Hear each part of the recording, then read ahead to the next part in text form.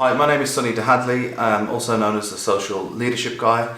My background has been as somebody with lived experience of problematic use of drugs, which ravaged my life, took away my innocence, and made life very difficult for me to live with any great meaning or purpose.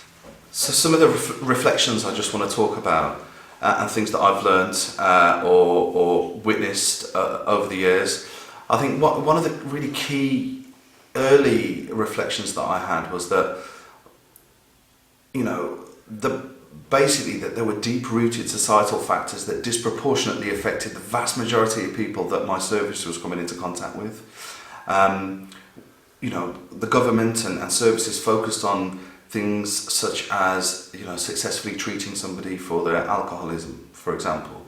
But my reflections are that these deep-rooted societal factors such as deprivation, poverty, lack of access to opportunity, and over-reliance upon broken welfare systems meant that it didn't matter how many interventions were provided for one particular area, unless the whole broad range of issues were looked with in a joined up way. That didn't give the individuals the best chance of moving on. I think there's almost inevitably a disconnect between the ways in which policies are either considered, how they're developed, and then importantly in terms of how they're implemented. Drug policy being a prime example. Drug policy, in my belief, was based upon racism over 100 years ago. The policy decisions that were made at that time in terms of prohibition and regulation of the alcohol market really defined the world for the foreseeable future. You can walk into a hotel, into an airport, and alcohol is widely available. Yet if you try to go into the same places with drugs, for example, then depending on where you are, the reaction I would suggest would be quite negative. So I think it's time that we started having these grown-up conversations about the substances or illicit that people are using.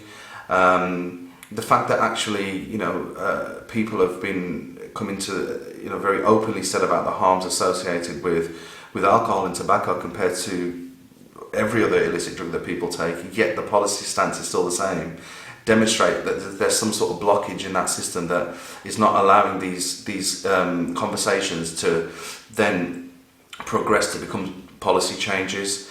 How much more evidence do we need? We've got more people dying than have ever died from drug-related deaths. Whilst at the same time, that things such as naloxone, on which I champion and advocate for, a haphazard in terms of the coverage that they have. If I think about my locality, the West Midlands, the West Midlands Police Force are now carrying nasal naloxone, which I think is a fantastic idea. Often the police are first responders, if not the ambulance service. If the police force in the area where I live have taken the decision for officers to carry naloxone, then why isn't every other force doing the same thing?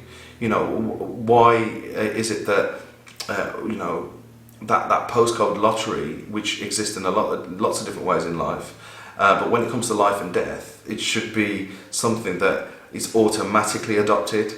I'd really call for and put a call to action for other police constabularies to consider carrying naloxone. So naloxone to somebody who is an opiate user is more important than a spare tyre on a vehicle when you've had when your tyres popped on the motorway, in so much as it reverses the effects of an opiate-related overdose. In essence, it saves lives. For the cost of £30-something for one of these nasal applications, if you could save one life, then that's not just paid for itself, but it's enabled that individual then to have another chance at increasing the quality of their life. And there's lots of evidence to suggest that when people are given the right opportunities, when they're treated in the right way, when they're supported to reach their goals and aspirations, that people are generally receptive to that. I think where people become less receptive is when we're in a where we're in a society or policy environment that demonises individuals.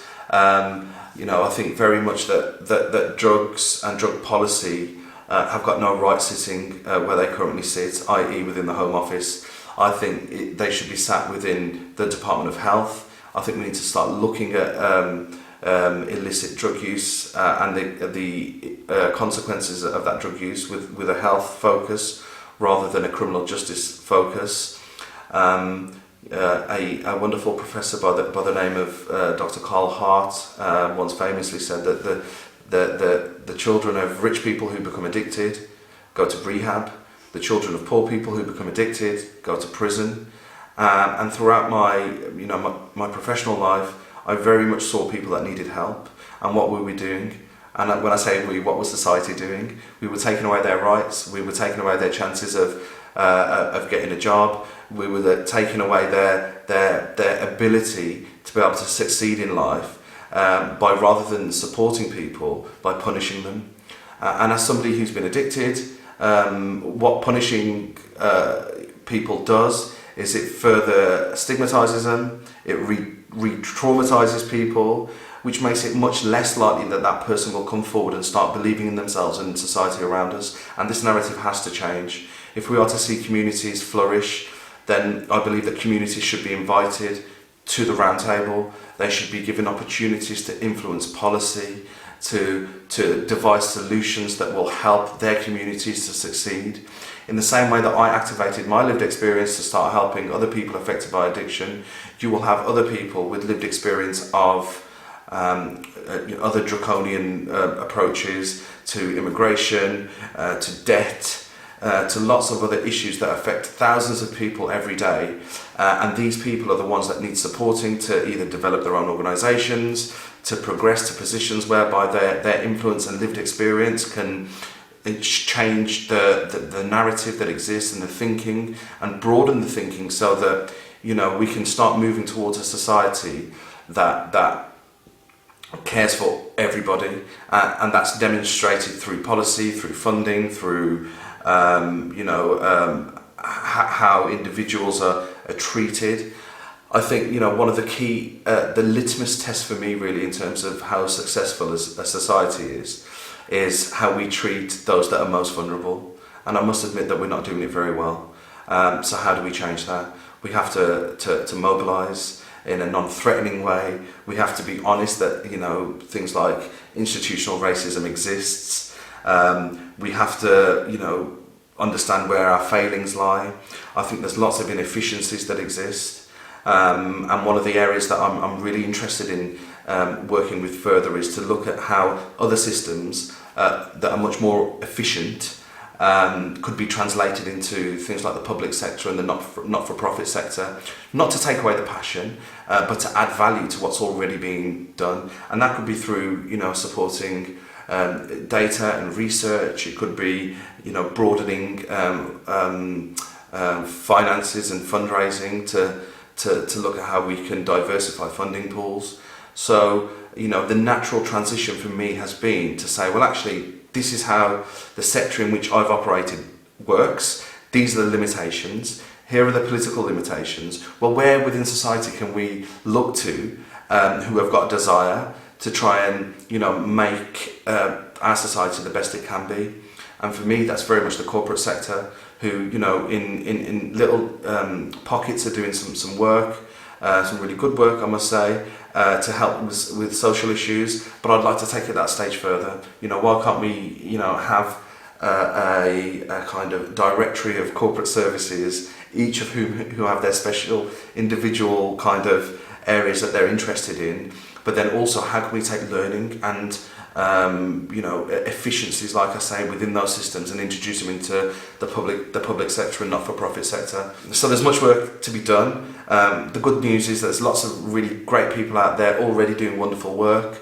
I think we have to come together. We have to look at this as a call to action for all of us, from the greatest to the lowest. I think, if we think about, where our talents lie, where our ambitions lie as a society, and speak to people from outside of our comfort zone, and try and challenge their preconceptions, whilst at the same time truly valuing lived experience, then hopefully we'll be moving towards a society that the majority of people will find a comfortable and energetic and awe-inspiring place to be. And until we get there, we've got a lot of work yet to do.